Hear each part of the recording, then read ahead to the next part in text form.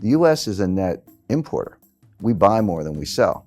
So when you have a cheap dollar, okay, a Boeing aircraft or General Electric wind turbine gets a little less expensive, but all the stuff we buy gets more expensive because we're paying for it in cheaper dollars, and that's what the central bankers really want. They want those price increases to feed through the supply chain and try to create inflation because governments around the world are desperate to get inflation. So that's the real reason they do it. And it can have a short-term impact. It can help exports a little bit. It can give you a little bit of lift. But the problem is it comes at the expense of the trading partners. This is just classic beggar thy neighbor devaluations. That's what currency wars are. So it can help individual country growth, but it does nothing for world growth. The world is no better off. One country is a little better off, another country is worse off. So the other metaphor I've used is, you've got 4 soldiers and they're fighting and it's a hot day and they get a break and they've got one canteen and they're all really thirsty. What do you do in that situation? You pass the canteen. In other words, everybody would like to drink the whole canteen, but you take a sip, you hand it to your mate, he takes a sip, and so forth. And that's the way the currency wars have gone. 2009 was the day of the cheap yuan. Remember, 2009, 2010, Secretary Geithner couldn't get out of bed without complaining about Chinese currency manipulation. 2011, the dollar hit an all-time low on a couple indices. That was the cheap dollar. 2013, along comes Abenomics, and one of his 3 hours was a cheap yen. All of a sudden, the yen's at 120, 124. Japan got a little bit of a lift. So who's suffering the whole time? Europe. Europe had the strong currency, 2 recessions in 4 years. So finally, 2015, it was Draghi's turn. Well, June 2014, they launched negative interest rates. In January 2015, they launched European QE. So you're going from China, US, Japan, Europe. Everybody's passing the canteen. But the world is still stuck in basically depressionary growth. It's not, we don't have negative growth, but we have below trend growth. So there's no way out of it. So right now, my forecast, I actually said this a couple of months ago, is that look for a stronger yen, stronger euro, cheaper dollar, cheaper yuan. That has played out with a couple speed bumps. The dollar got a big lift because of Brexit, and the euro went down a little bit also because of Brexit. But the yen went from 124 to 104. It backed up. 103 actually backed up a little bit. But we do have a strong yen.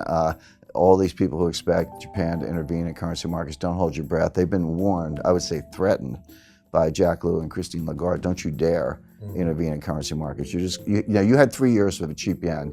You didn't make the structural reforms. You didn't do what you needed to do. Too bad for you. We're taking the canteen back. So the point to your main question, Grant, is that they don't have a logical conclusion. There are only 2 ways out of a currency war.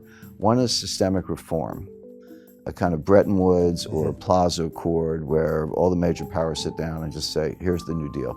The other one is systemic collapse. I expect collapse because there's no consensus on a way out of it. There's no political will behind structural reform. I don't see the leadership. In 1944 you had John Maynard Keynes. In 1985 you had James Baker. In the 1990s you had Bob Rubin. These were, whether the Democrats or Republicans, this was leadership. I don't see that kind of leadership today. I see a lot of denial.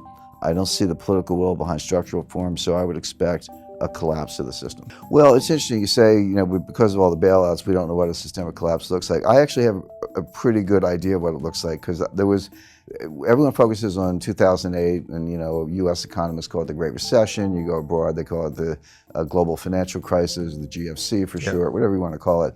But we had another one that was actually potentially worse or as bad in 1998. And that was the Asian financial crisis. Started in 97, worked its way around the world, ended up in Russia, and then landed in my lap at Long-Term Capital Management. I was the general counsel of that hedge fund in Greenwich that got bailed out by Wall Street, although I'd like to remind people they didn't bail us out, they bailed themselves out. Because, Wall Street bailed itself out. I always say, hey, we owed, on paper, we owed Wall Street $1 trillion in derivatives trades. If we had failed, meaning filed for bankruptcy, and we had a bankruptcy team ready to file those papers in the Cayman Islands because we were a Cayman fund. I said, I would have just slept in the next day. It's like, it's out of my head. We filed for bankruptcy, good luck getting your money. Wall Street bailed themselves out because they didn't want that $1 trillion of derivatives positions dumped on them. Then they would have to turn to the market and dump it. We were hours away from the closure of every major market in the world. It's not an exaggeration. Greenspan testified to that. Rubin said the same thing. It would have started in Tokyo, gone through London, ended up in New York. But every stock exchange, bond market in the world would have been shut down, at least temporarily, to deal with it. That's how bad it would have been. Lehman would have failed in '98. Forget about it. They were always the weakest link in the chain. It was easy to call in 2008 because they almost failed in '98.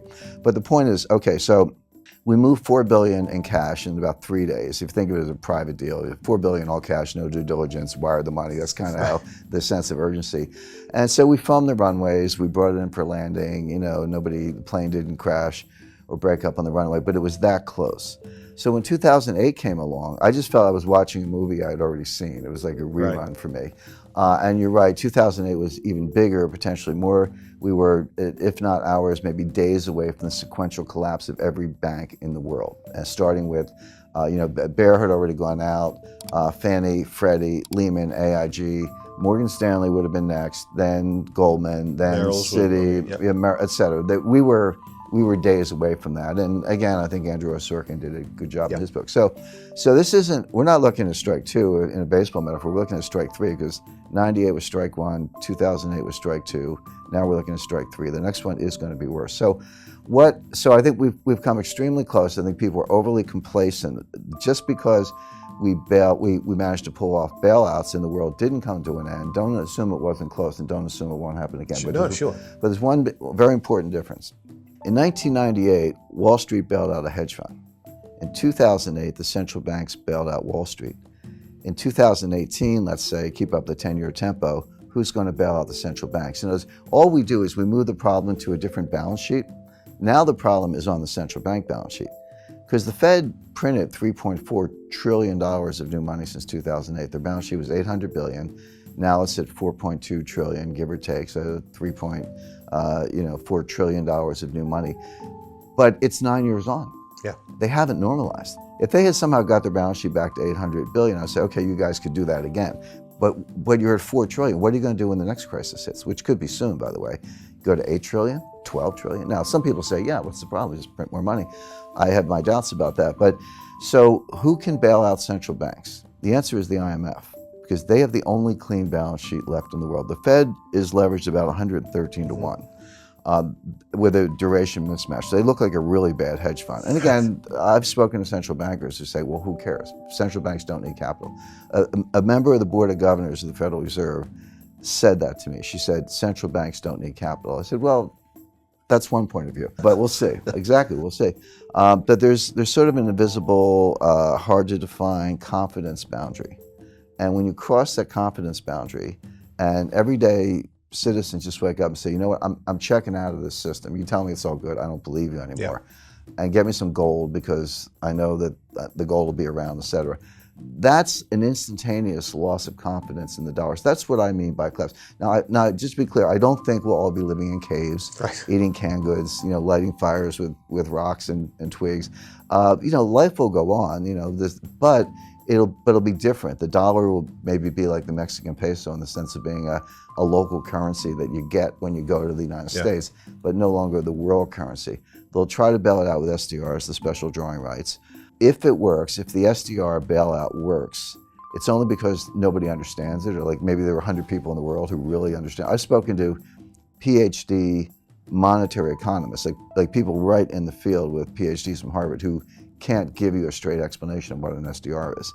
So if it works, it'll only be because nobody gets it. But I have a feeling that because of social media, because of, interviews like the ones you do, Grant, just because of different means of communication, that people will get it and they'll run for gold because it's money good. And so that, and then you get into coercion, shutting down banks, closing ATMs, or maybe reprogramming ATMs. Everyone can have $300 a day for gas and groceries, but no more. Recently, the SEC has changed the rules for money market funds. I meet people everywhere, and I say, well, how much money you got? Or where do you have your money in? Probably a better way to put it. And they go, I got money in stocks, money in bonds, money in real estate, and money in the money market funds. I say, no, you don't. You have stocks, bonds, and real estate. You don't have money in anything. That's not money. Oh, I can sell it and get the money. Really? Maybe not. Maybe they'll close the New York Stock Exchange. But anyway, they have new rules on money market funds where money market funds can suspend redemptions. Now that has always been true of hedge funds. I've never seen a hedge fund Right. offering document that didn't have that in there. But people think they can call Charles Schwab or Merrill Lynch or Bank of America, instruct the broker to sell the units, and the money's in the bank the next day. They're going to wake up one day and make that phone call and find out, no, we've suspended redemptions, we'll get back to you. You can't get your money. And oh, by the way, the day that will happen is the same day you want your money the most. Yeah, In other words, course. it's conditionally correlated. So you'll still have money for gas and groceries, and your kids will still go to school, and you'll still have food on the table, but you won't be able to get your money.